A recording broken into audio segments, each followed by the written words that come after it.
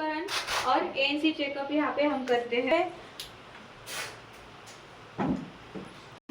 Adolescent girl menstrual hygiene का यहाँ पे हमने एडोलसेंट गर्ल के लिए मेंस्ट्रुअल हाइजीन कैसे नहीं हाइजीन के लिए जो भी पीरियड्स के बारे में जो बिलीव्स है, जो भी गैर समझ है, उसके बारे में हमने आईसी इधर डिस्प्ले किया है। यह स्तनपान का है सर। यहाँ पे हम ब्रेस्ट फीडिंग के लिए भी हम ये रूम यूज करते हैं, इसके लिए हमने ये आईसी डिस्प्ले की है। यहाँ पे हम ये वेट मशीन है सर। यहाँ पे एएनसी का वजन मापा जाता है और ये हाइट मेजरमेंट है। थोड़ा सा धर दे। हाँ, यहाँ पे हम जितना भी आयुष्मान आरोग्य मंदिर में हमारे जितने भी रजिस्टर है वो ये हिसाब से हमने रजिस्टर यहाँ पे अरेंज किए हैं। सर ने एक्सप्लेन करा। फर्स्ट कंपार्टमेंट में हमने फॉलोअप के रजिस्टर, ओपीडी रजिस्टर, फॉलोअप के रजिस्टर, सूचना तकरार निवारण, हाइपरटेंशन और डायबिटिक का रजिस्टर, कैलिब्रेशन का रजिस्टर यहाँ पे ये फर्स्ट कंपार्टमेंट में हमने रखा है। सेकंड में ईएनटी एंड मेंटल हेल्थ का register, wellness register, home visit register, NCD screening register. Then third compartment पे हमने PSS form, e Sanjeevani form, यहाँ पे हमने जो टीकाकरण के बाद में जो भी 7 संदेश देने होते हैं वो हमने यहाँ पे डिस्प्ले किए हैं। मतलब हिसाब पण एक्सप्लेन करें हमने कौन सा टीकाकरण उस बच्चे को किया है और कौन से डिसीज के लिए किया है वो हमें वो माता को एक्सप्लेन करना है। टीकाकरण के बाद में हमें जो भी मतलब प्रॉब्लम्स या कॉम्प्लिकेशन आते हैं और उसके ऊपर ट्रीटमेंट यहाँ पे होती है उसके बारे में हम माता को बोलते हैं। और टीकाकरण का अगला डोज और उसकी डेट वो भी हम वो माता को बताते हैं। और वो जो इम्यूनाइजेशन का जो कार्ड रहता है उसके ऊपर हम डेट भी लिख के देते हैं। एमसीपी कार्ड्स हर टीकाकरण के टाइम पे एमसीपी कार्ड्स साथ में लेके आने के लिए हम वो माता को बोलते हैं और उसको 5 इयर्स तक संभाल कर रखने के लिए भी बोलते हैं। उसके बाद में हम उनको हैंड वॉशिंग के 7 स्टेप्स बताते हैं। और 6 महीने तक बच्चों को सिर्फ खाली ब्रेस्ट फीडिंग करनी चाहिए, एक्सेप्ट अदर मतलब जो कुछ भी अलग पानी वगैरह कुछ देना नहीं है, सिर्फ खाली ब्रेस्ट फीडिंग ही करनी है। और बच्चों को फीवर या कुछ भी नॉर्मल कोल्ड कफ कोल्ड है तो भी हम बच्चे को टीकाकरण कर सकते हैं। हम यहाँ पे जो किशोरवयीन गर्ल्स रहते हैं, एडोलसेंट गर्ल्स, उनको मेंस्ट्रुअल हाइजीन के बारे में इंफॉर्मेशन ये आईसी में हमने दी गई है।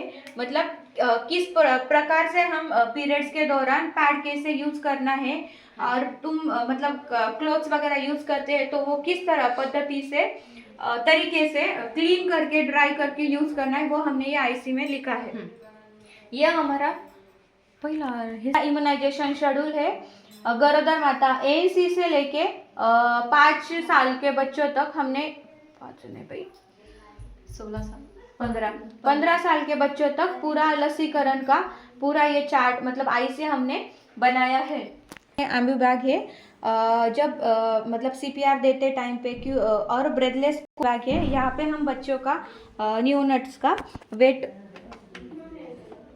ये हमारा वेट मशीन है। यहाँ पे जब टीकाकरण के टाइम पे हम उनका वेट मेजर करते हैं।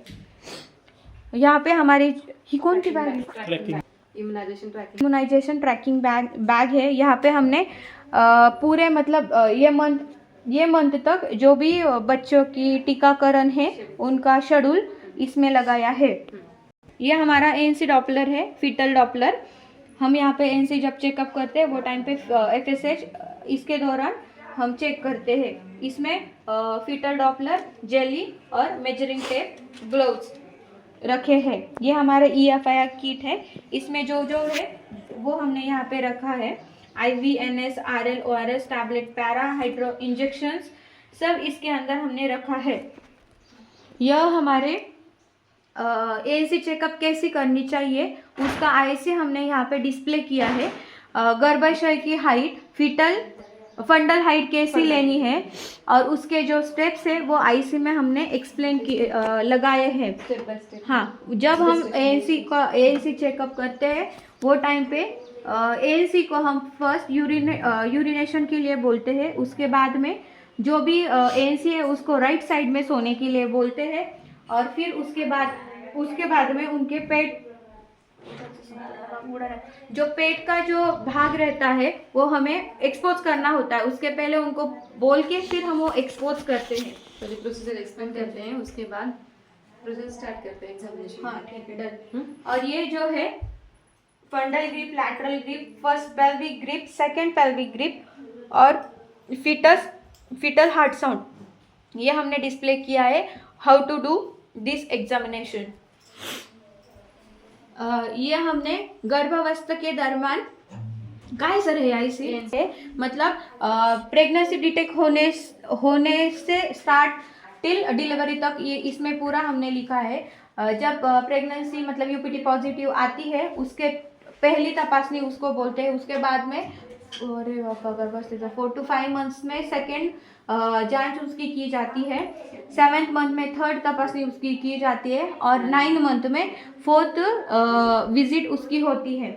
और उसके दौरान हमको क्या करना चाहिए, सबसे पहले यूपीटी पॉजिटिव आई तो उसका बच्चा और जच्चा बोले तो एमसीपी कार्ड बनाना चाहिए। उसके बाद में उसको 2 टीकाकरण करनी चाहिए 1 मंथ का गैप लेके उसके बाद में उसको 8 आवर्स तक नींद लेनी चाहिए, रेस्ट करनी चाहिए और पौष्टिक भोजन जो भी है जो डाइट ले रही है वो पौष्टिक होनी चाहिए और दिन में 3 बार उसने खाना खाना चाहिए और बीच में 2 घंटे और बीच में थोड़ा कुछ तो खाना चाहिए। और उसके बाद में 1 to 3 मंथ तक उसको फॉलिक एसिड की टैबलेट दी जाती है, वो डेली वंस लेना चाहिए। उसके बाद में 3 to 9 मंथ तक उसको tablet IFA iron folic acid tablet albendazole की एक मेडिसिन, एक गोली और कैल्शियम की गोली उसको लेनी चाहिए। अल्बेंडाझोल सेकंड ट्रायमेस्टर मध्ये प्रेग्नेंसी मतलब यूपीटी पॉझिटिव्ह हो उसके बाद में हमें ये पूरी टेस्ट करनी चाहिए। उसके अंदर height, weight, BP, fever, urine test और ब्लड की टेस्ट पूरी करनी चाहिए। ब्लड टेस्ट में हीमोग्लोबिन, HIV, VDRL, सिफिलिस और शुगर की टेस्ट करनी चाहिए। यहाँ पे ये टेस्ट होती है और जो नहीं होती है हमारे इसमें वो OGTT, oral glucose tolerance test और ब्लड ग्रुप, हम वो PHC में करते हैं तो हम ANC को PHC में रेफर करते हैं। यहाँ पे प्रसूति पूर्व काळजी कैसी लेनी चाहिए, केयर कैसी करनी चाहिए बिफोर डिलीवरी, उसकी IC हमने यहाँ पे डिस्प्ले की है। उसके अंदर हमें फर्स्ट रजिस्ट्रेशन 3 मंथ में पहला रजिस्ट्रेशन करना होता है। उसके बाद में सुरक्षित प्रसूति जो भी विजिट है एटलीस्ट मिनिमम 3 to 4 विजिट उसको करनी चाहिए। उसके बाद में जब वो आती है वो टाइम पे उसका BP और BSL चेक करनी चाहिए। आता है जननी सुरक्षा 700 रुपये। ओके, यह ब्रेस्ट सेल्फ, यहाँ पे हमने ब्रेस्ट सेल्फ एग्जामिनेशन का ये IC डिस्प्ले किया है। इसमें पीरियड्स स्टार्ट होने के बाद में 7 to 10 डेज में जो भी पेशंट है उसके निप्पल्स नाही हो कसं बोलतात ते यहाँ पे हिटलर राहिले ना, यहाँ पे ये बायोमेडिकल वेस्ट का हमने रखा है। ये येलो कलर का डस्टबिन है, इसमें जो भी कॉटन और ब्लड रिलेटेड जो भी है वो इसके अंदर जाते हैं और ये जो है रेड वाला इसके अंदर प्लास्टिक मटेरियल पूरे जाते हैं।